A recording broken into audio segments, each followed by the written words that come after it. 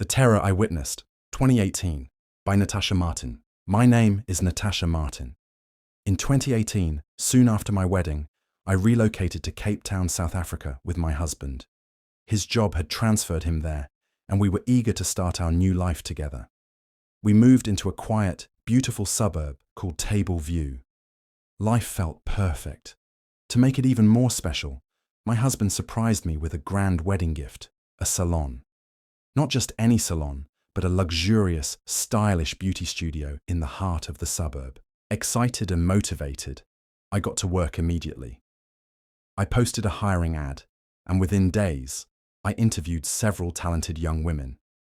I ended up hiring 10 capable, ambitious, and creative stylists.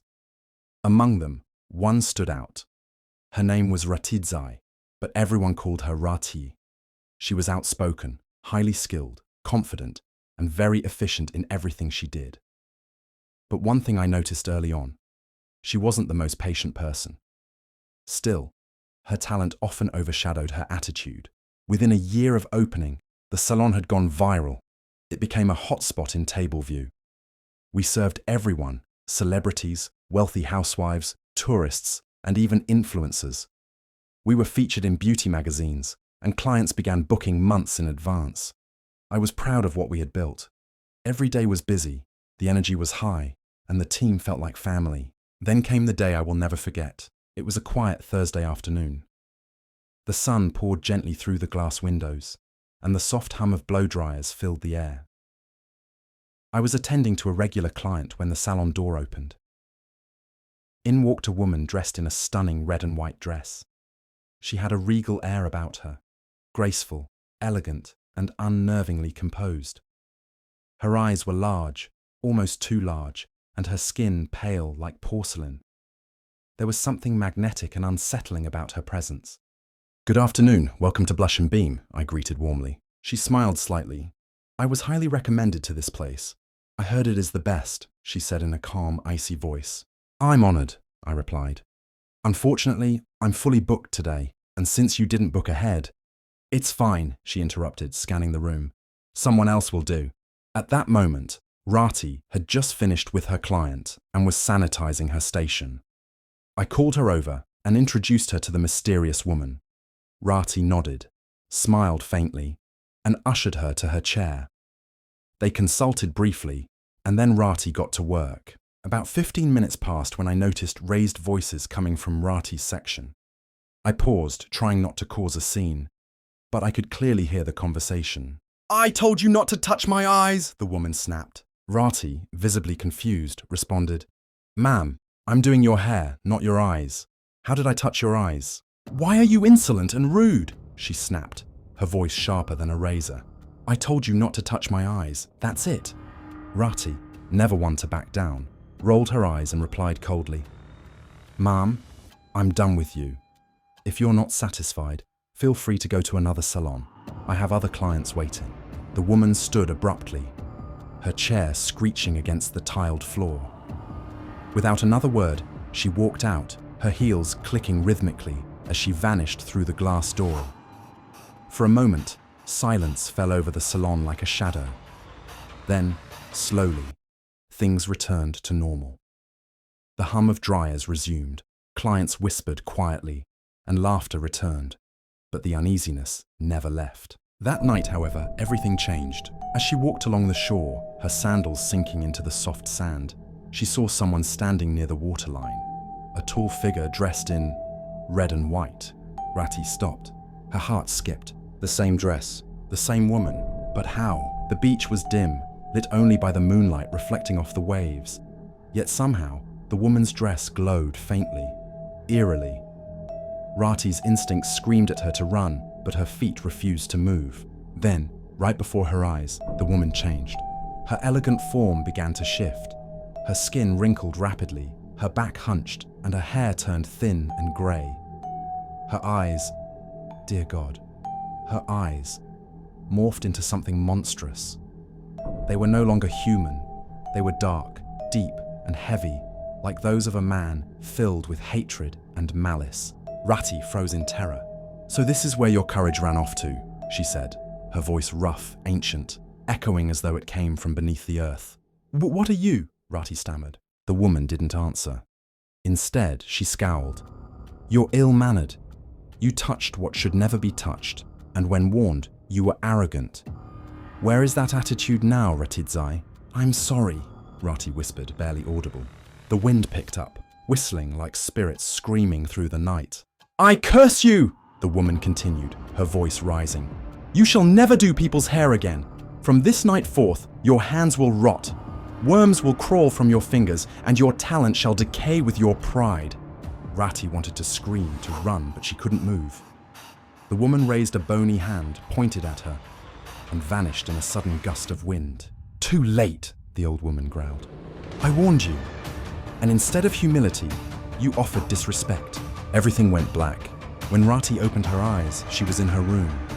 Her breath was heavy, her skin drenched in sweat. It was just a dream, she thought. A nightmare. Her hands throbbed. But then, the pain started. Her hands were red and swollen. Between her fingers, something black and slimy was oozing out, thick and smelly. It looked like rot. Like something dead was pushing through. No, no, no, no, she cried out, trying to wipe it off. But it only smeared, sticking to her palms like tar. Her roommate, startled by the scream, rushed in and switched on the main light. Rati, what's wrong? She shouted, but when she saw her hands, she backed away in horror. Oh my God, what happened to you? Rati could only sob, holding out her hands as if someone could fix what was happening. They rushed her to the hospital, but doctors were baffled. No injury, no allergic reaction, no infection. Nothing medical made sense. They gave her antibiotics, painkillers, and ordered tests. But by morning, the black rot had worsened, spreading to her wrists. Tiny white maggots had started crawling out of her nail beds. Rati collapsed in tears. She told me everything later that day, about the beach, the transformation, the curse. I wanted to believe it was just trauma, maybe a psychological reaction to stress. But when I saw her hands and smelled the decay, I knew this was not of this world. I cried with her, I held her, but I could do nothing. She never returned to the salon after that. Days turned into weeks. Her hands worsened. Doctors recommended amputation, but she refused. She left Cape Town quietly, returning to Zimbabwe for spiritual healing. The salon was never the same. Our regular clients from the area stopped coming. Only tourists and those from faraway places who didn't know the story, or those who didn't believe in such things, continued to visit. The rest avoided us like a cursed house. Meanwhile, Rati had returned to Zimbabwe, seeking help from a traditional healer in Chiping. The healer didn't mince words. This is no ordinary curse, he said. It comes from the water, from an ancient goddess of the deep.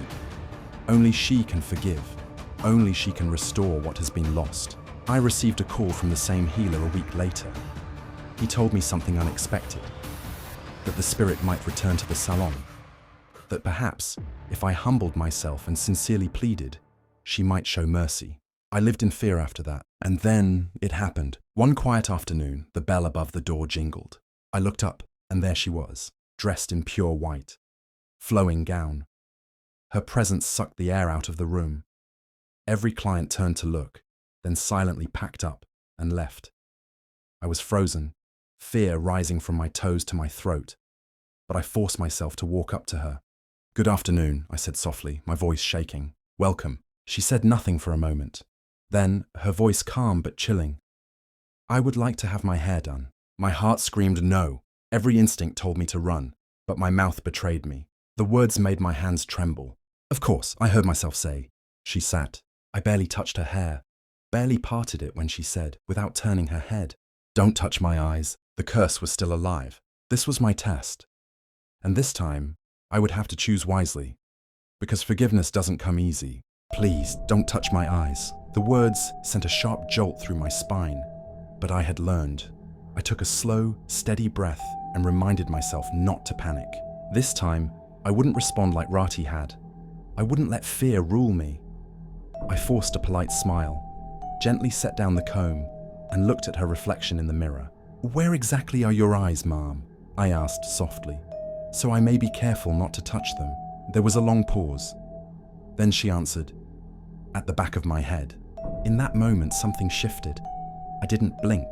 I didn't gasp. I simply looked. And there they were, two small, black, human eyes embedded at the back of her scalp. Unmoving, unblinking, staring back at me through the mirror. It took every ounce of strength not to run, not to scream. Instead, I nodded. "All right, ma'am," I said gently. "I will be careful." I continued the job with steady hands, each braid a silent prayer. I avoided the back of her head completely, only touching where she permitted. As I worked, her silence pressed heavy on my shoulders. There was an eerie stillness in the room, like the air itself was holding its breath. When I finished, she looked flawless. I gave a soft, "all done," and stepped back. She admired her reflection, smoothing down a braid with elegant fingers. Then she reached into her white purse and pulled out a sleek black card. "I will pay now," she said. I shook my head quickly. "No, please, it's on the house. For the last time's misunderstanding." She paused. Slowly, she looked up at me, but not directly, through the mirror. Her piercing eyes met mine in the reflection, and I felt something shift in the atmosphere.